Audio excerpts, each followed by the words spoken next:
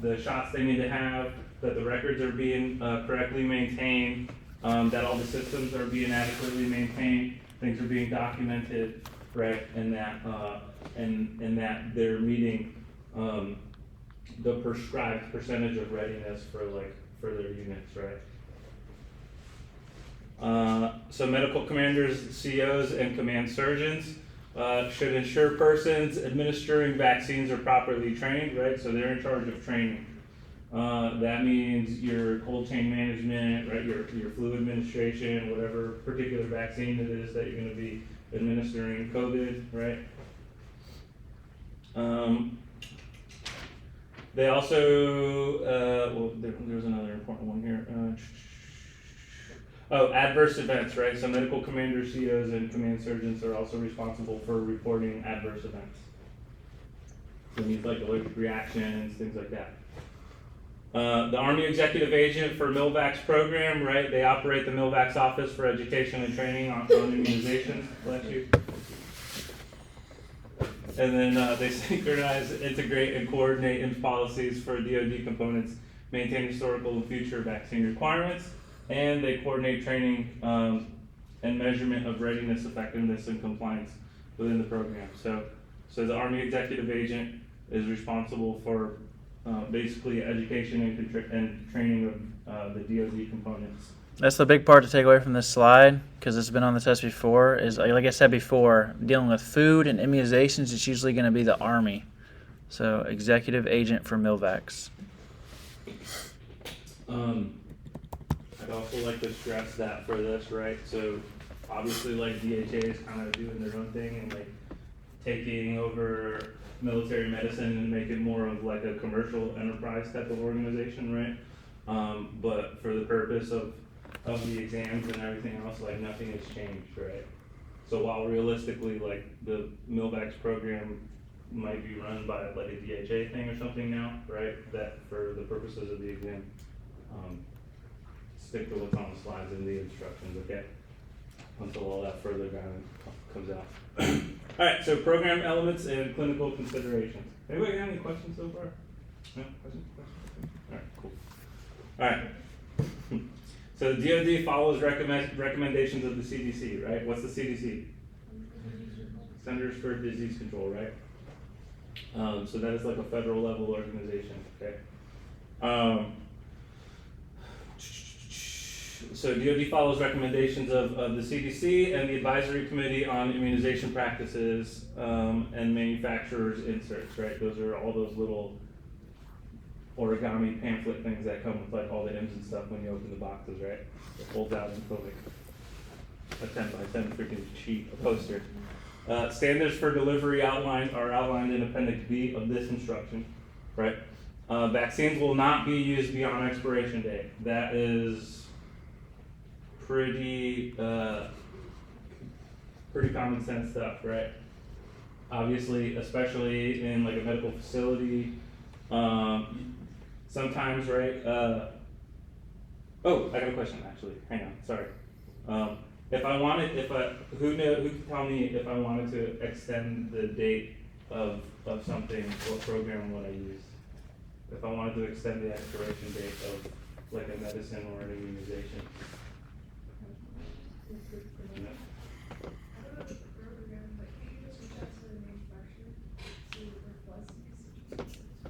Yeah, anybody ever heard of SLEP? The Shelf Life Extension Program, right? So you might find yourself having to utilize this, right? But basically, it would have to come down from like a pharmacist, right? So like me, for example, right, when I was in Afghanistan, we had a bunch of meds. Obviously, like, you know, it's a little bit difficult to get medication and immunizations and stuff in a contested environment, right? And when I mean contested, I mean like logistically difficult to get into, right? So like obviously it's a risk for planes and stuff and helicopters to come in because people are trying to shoot them down. So, but that's a realistic wartime issue, right? So anytime you're at war or you're doing combat operations, it's difficult to keep a solid logistical chain.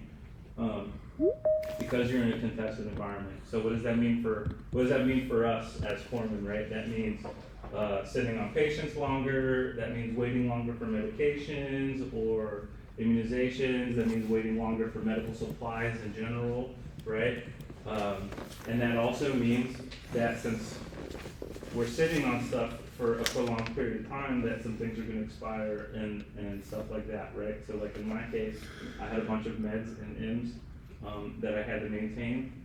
Obviously, right, they were like in refrigerators and stuff like that, like I maintained the correct parameters for their storage, but they expired while we were there, and so I needed to get an extension on that expiration, and so I had to contact the pharmacist over at, in Canopar at the Roll 3, and they have to sign off on extending expiration dates via the shelf life extension program, okay? I know that was kind of long-winded, but I promise it's something that you'll be familiar with if you ever have to go out like on a deployment or something, because for some reason there's always expired ones. Alright, so all vaccines should be screened for contraindications, right? So obviously you don't want to give people two conflicting vaccines. And then in schedules and intervals. So once a series has been started, right, it must be completed, okay? The doses in an initial series should not be administered at intervals less than the recommended minimum intervals or earlier than the minimum age unless part of a CDC catch-up is scheduled during an outbreak, right? So there wasn't really any like a schedule for the COVID thing, right? I mean there was, but you didn't have to like do it all over again, right? Like I don't know, like anthrax or like your JVs, right? Those are all maintained in a series, and like sometimes you can get a booster for them, and sometimes they want you to like start all over, right? Alright, so program elements and clinical considerations. So simultaneous Immz, right? You want to use different limbs or separate by at least 1 inch, right? So if you see a question on there that says when administering medications or having to administer multiple immunizations, how far apart should the site be spaced, right? So simultaneous Immz, separated by 1 inch. Priority based, the priority is based on threats in the area, right? That's pretty standard for us, right? If you go to certain AOs, you're gonna need certain vaccines, right? Like if you go to Africa or something, you'll need like, you have to take malaria meds and get a bunch of shots, probably like typhoid and stuff. So 2 or more inactive vaccines can be administered simultaneously. So inactive, right? We have our inactive vaccines and we have live vaccines. What's an example of an inactive vaccine? Anybody? Hep A. Hep A. What about a live vaccine? Flu. MMR, smallpox, right? Smallpox is a big one. Especially when you do it in a unit, like you have to keep things really controlled. You have to, all the band-aids and stuff, the bandages have to go in like hazmat. So 2 or more live vaccines administered simultaneously or separated by at least 28 days, okay? I always think of that movie 28 Days Later, right? Like all the freaking zombies and shit. So screen for immunity, serologic testing tests can eliminate unnecessary immunizations, right? So this is why we do like our titers and stuff, like your MMR titer, right? What's the other one? Like Hep A, Hep B. When you first come into service, they draw a bunch of blood, test you to see what you're immune to, and then you only need whatever you're not, whatever you don't have antibodies for. So live virus vaccines and TB testing, right? Some live vaccines may affect TB testing, both the it's Manto, right? Manto, yeah. Manto skin test, and the blood test, right? That's the little a little bubble that they make under your skin, right? Or you can, or TB tests can be done 4 to 6 weeks after live virus administration and vice versa. Yeah. Any questions about any of this? Mm. Program elements and clinical considerations continued. All right, so chapter 2, TAC 2 talks about logistics. So it's basically cold chain management. Okay, who's done the cold chain management course before? Right, so everybody knows that like immunizations, that especially ones that have to be kept in like cold storage, right, have to be kept with like an alarm or like in a temperature controlled box where like if it goes below a certain temperature, a little alarm beeps, right, and then they make all these like little single use alarm things that typically, if you ever had to do like if you ever had to set up like a SODX or something outside of a command, right, like at another command, like we the team typically does. They'll have all this stuff. They have like those little single-use temperature alarms and things like that in their coolers. Storage and handling, right? Utilize manufacturer guidelines for shelf life, diluting, disposal, and temperature recommendations. Those are those little manufacturer fold-out things that I talked about, right? Validated storage devices, including the VaxiCool, VaxiPack manufacturer shipping containers. Styrofoam coolers have to be at least 2 inches thick. So the walls of the styrofoam coolers have to be at least 2 inches thick. But basically you don't want to use any storage containers that aren't certified for use specifically for immunizations, right? So like your buddy's not using his Yeti or some shit like that. Include calibrated thermometers to track temperatures in all transportation and off-site storage containers. You want to make sure you pack vaccines in their original packaging. Do not remove vaccine vials from boxes. They should always stay in the boxes until they're ready for use. And then you always want to document the vaccine type, quantity, the date, time that you administered it, and the originating facility on the outside of the should be on the outside of the transportation containers, right? Ideally, Immz should have all of that documented. Hopefully they're inventorying their stuff before they give it to you. Report all confirmed compromised vaccine losses through the service-specific channels to the military vaccine office, right? So anytime like you have vaccines that go over their expiration date or anything like that, when you're disposing of all of this stuff, you have to document it and send that up to whoever like your command point of contact is for that, and they relay that up to the vaccine office. Okay.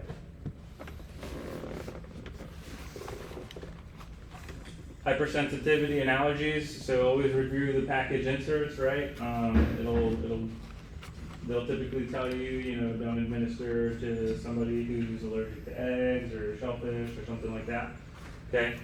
And defer people with a hypersensitivity. So defer, in other words, like if you're documenting in like MERS or something, right? There's a way to defer the medication, meaning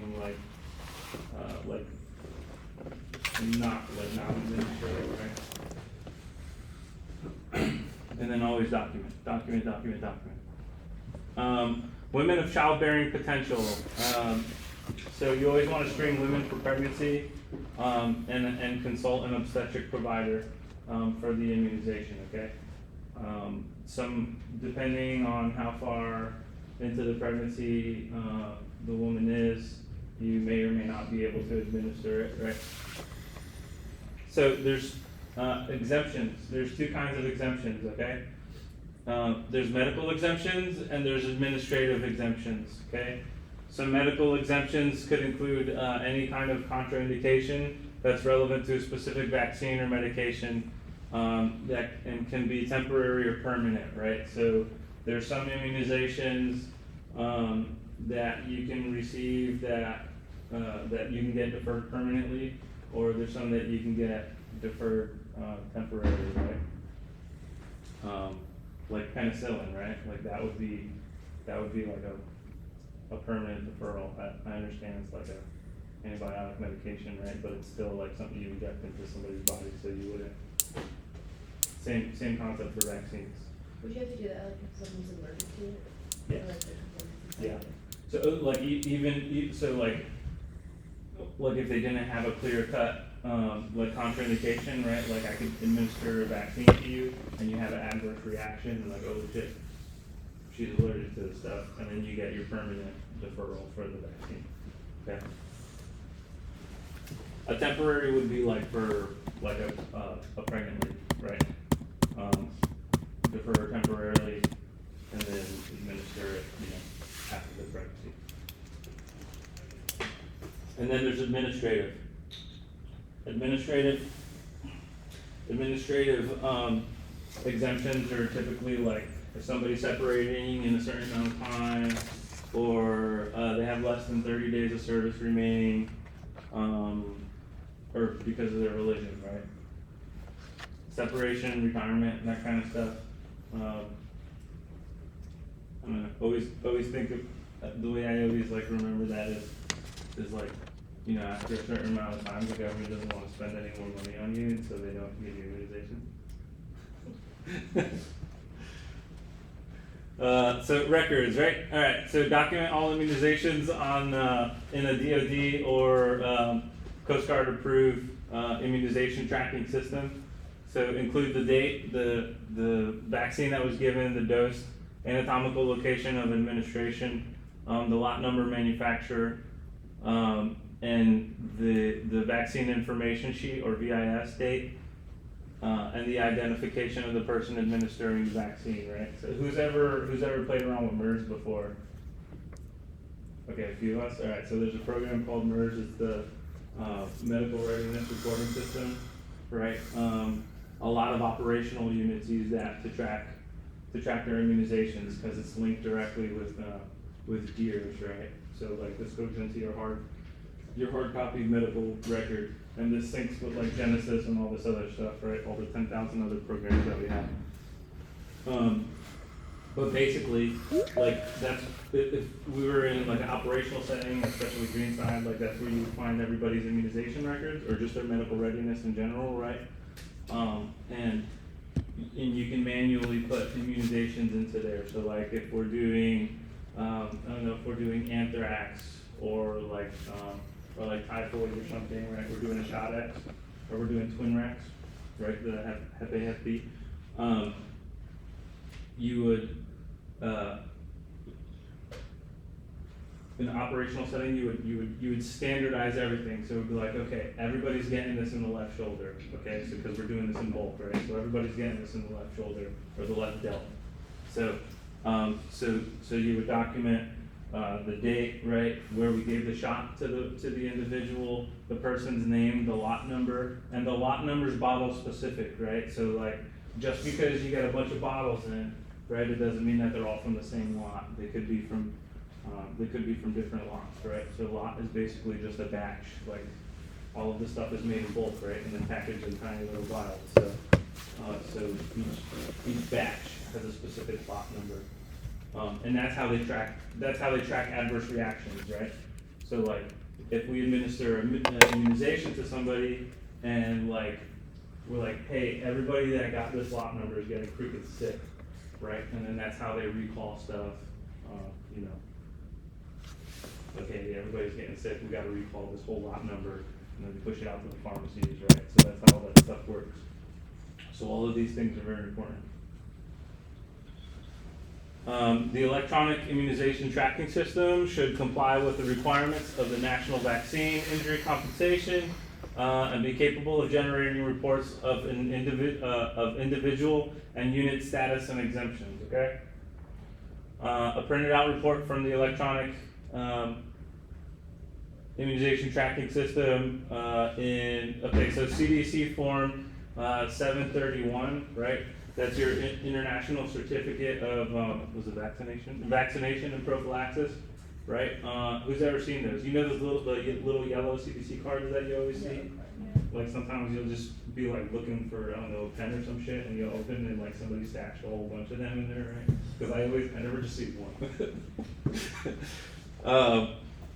So that's the formal name of that form, right? That's the CDC form 731. and then you have your SF601, which is our health record and immunization record, right?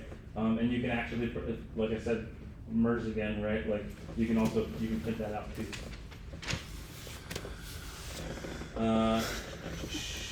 Alright, so there's a few other forms here, right? Your GD form 2766C, that's your chronic care flow sheet. And that's usually accompanied by an official clinic stamp, or they put like stickers, right? Non-electronic records include deployment records, which is not your actual medical record, right? It's kind of like a skeleton record. It's just a condensed, summarized version of your actual medical record. It's basically just like a printout of your medical readiness. Any kind of transcribed records, like your 601s, MEPS, right? And then also your CDC form would be considered a non-electronic record. Any questions about this stuff? Alright.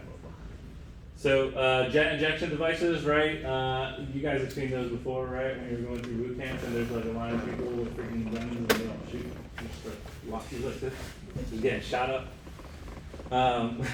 Emergency response requirements, right? So, for immunizations or like adverse events, there should be a written plan. Everybody should be trained on it. There should be some kind of anaphylaxis management, right? And then observation. Observation is really important, right? Like, you never really want to, it's a huge liability on yourself, especially if you've been trained on this, right? Like if you got a certificate that says like, hey, I know things, right? And then you give somebody an immunization, and you're like, hey bro, you're good to go. And they walk out of the office and get into the car and just like, start seizing or some shit, right? Huge liability on yourself and your organization. So observations are very important. So 15 to 20 minutes is how long you want to observe people after you administer a vaccine to them. So adverse events, adverse events are mandatory for reporting, okay? So that includes identification, obviously the lot number, right, what we talked about, the manufacturer, date of administration, the name and location of the medical facility, the type and severity of the event, the treatment, and the exemption. So all adverse events get input into the system called VAERS. It's was it the Vaccine Adverse Event Reporting System? And it's an actual like government website. So there's a whole entire organization whose job it is specifically to track adverse events with vaccines, and that's how we collect data for the rest of the U.S. I would make note of that because I've seen that pop up quite a bit too. Like where adverse vaccine or adverse reactions should be reported. One more time, Right here, VAERS, VAERS, and then that's the website.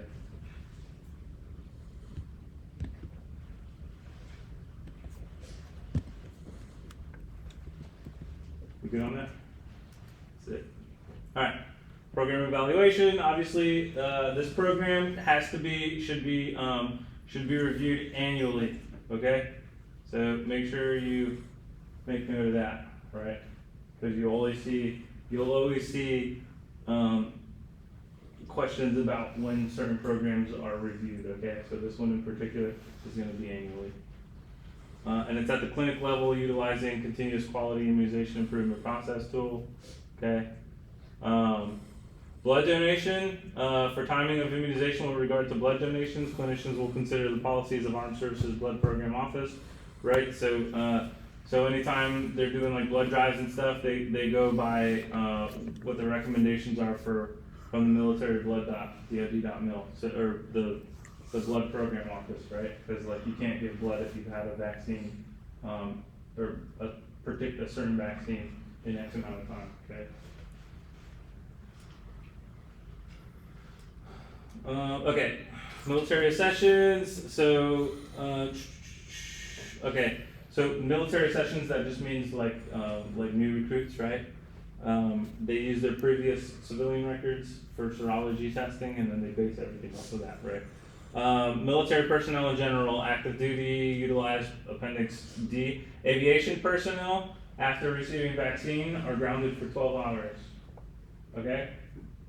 And that's obviously in the event they develop a sickness or have like a delayed adverse reaction, right? Like the last thing you want is some dude crashing like a $3 billion or million, whatever, dollar aircraft into the ground just because he got like a freaking $50 vaccine, right?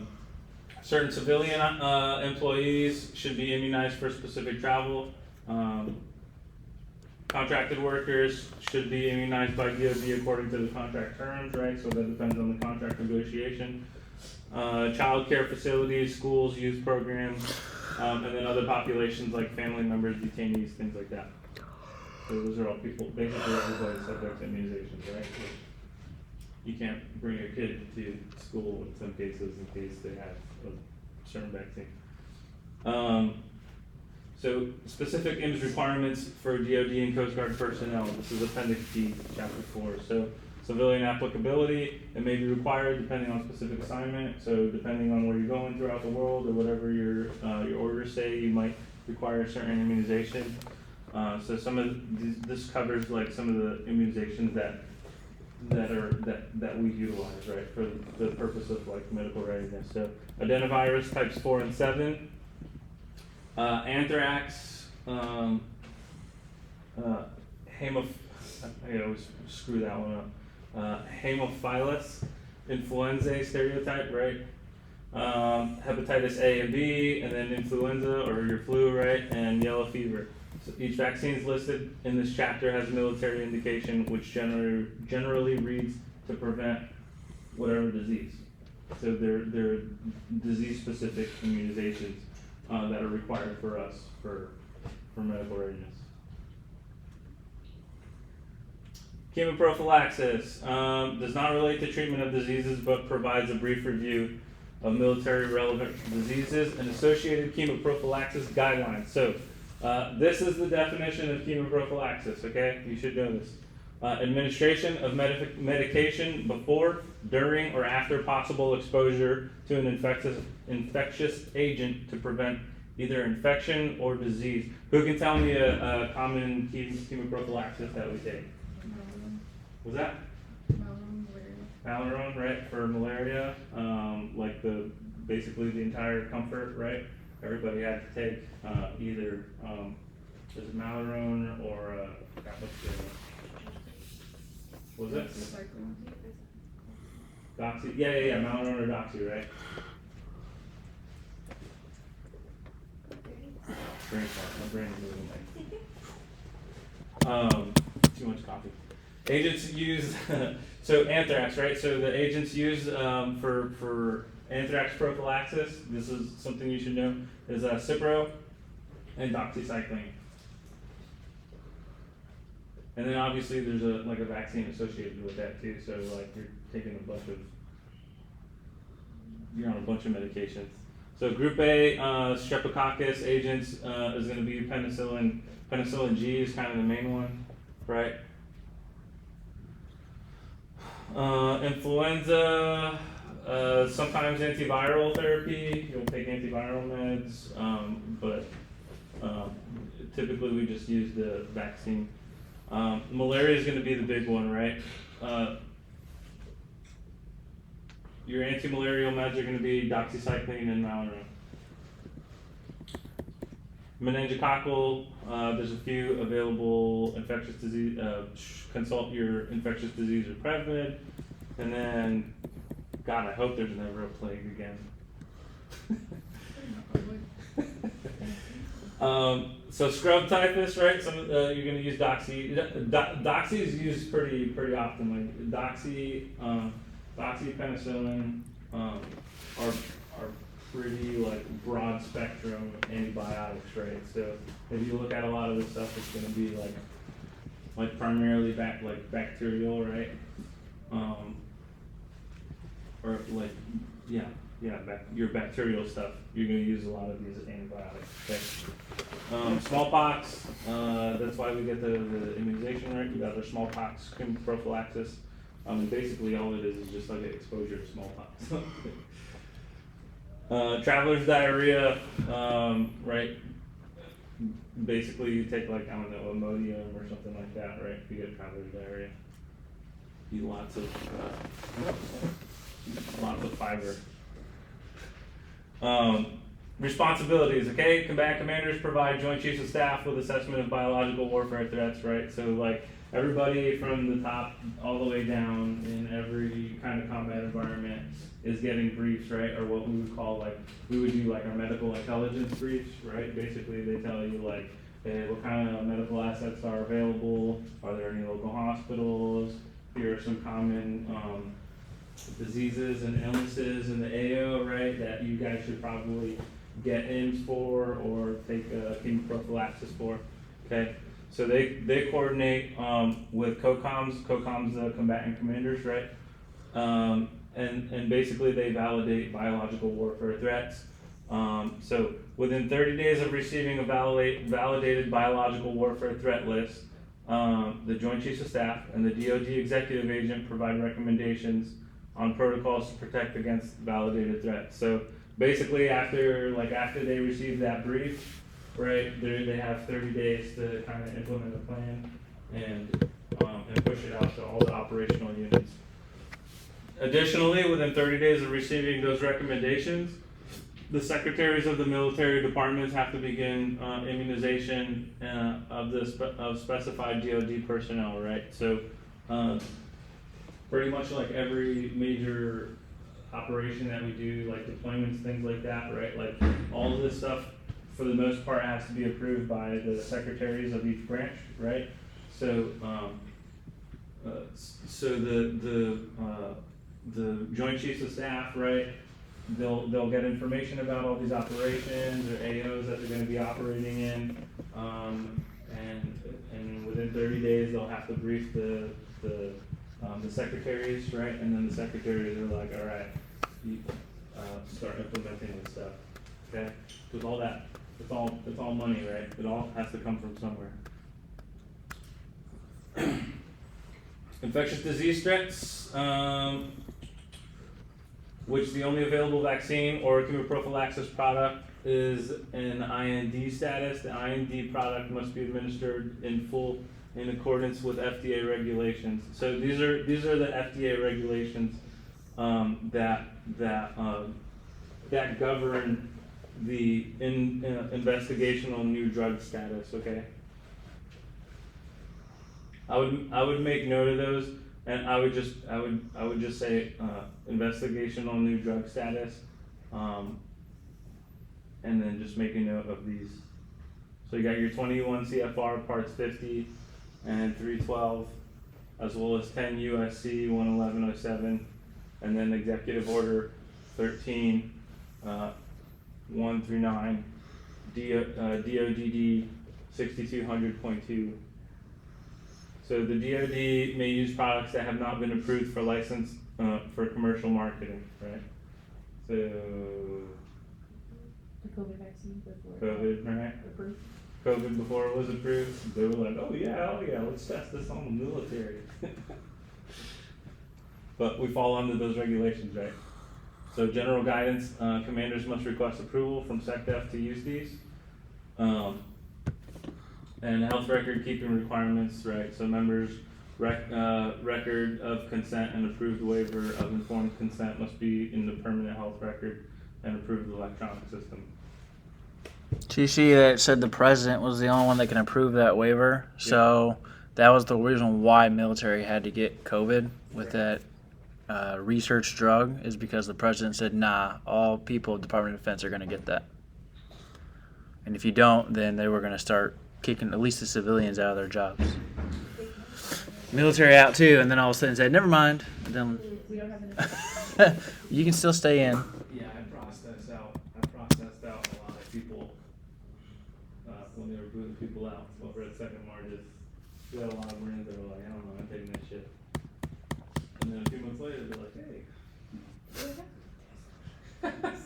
I know we booted you out, but hope you're doing well. Get well soon. Information requirements for IND products. Any recipient must receive the information required. And then coordination. The Army as the executive agent, right, of the immunization program. We talked about that before in the earlier slides. They maintain the program office at the U.S. Army Medical Material Development, USAMDA, to execute oversight. I've seen that one before. Like who the executive agent is for the immunization program. It's USAMDA. I would just make a quick little note of that.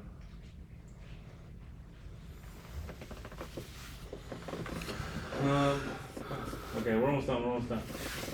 Like way over time. Vaccines and other products used in emergency use authorization, right? So emergency use. In general, everything kind of falls under 21 USC 564. Okay, that's Food, Drug, and the Food, Drug, and Cosmetic Act. Basically, it states that that they can issue out, like depending on threats, especially to the forest, that they can issue out orders for people to take IND products. Okay, and obviously that involves a bunch of other stuff, but that's this is the code that governs that allows the government that the ability to do that. And then the FDA may grant an EUA, so emergency use authorization, right, for up to 12 months. Again, we saw that with COVID. That is exactly what that was. Is Yeah. It was not yet approved. And they said, you know what? We need to get people treated, and said, fuck it. Let's go ahead and push it out and see what happens.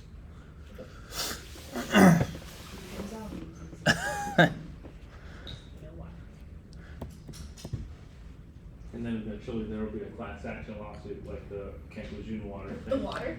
You even exposed to mesothelioma. Do you have tinnitus? So, refusal options, right? The FDA can decide that potential recipients of a drug should have the option to refuse it, right? The president can waive that option. It doesn't mean it's going to be timely, but it can happen. Health record keeping requirements. Obviously, that all that information goes in your permanent record. Obviously, you must receive the FDA information on this. And then the DoD has to request it, and the Army maintains the program. Okay? So it's the Army's program, the DoD has to request the use, you have to be provided all the info, it's gotta go in your record, and the FDA can decide who gets it. These are the appendix references. I won't get too much. So I will say that it threw me off one time on the test where they actually wanted you to know what the title of the appendixes were for this manual. The appendix B is gonna be like your kind of everything.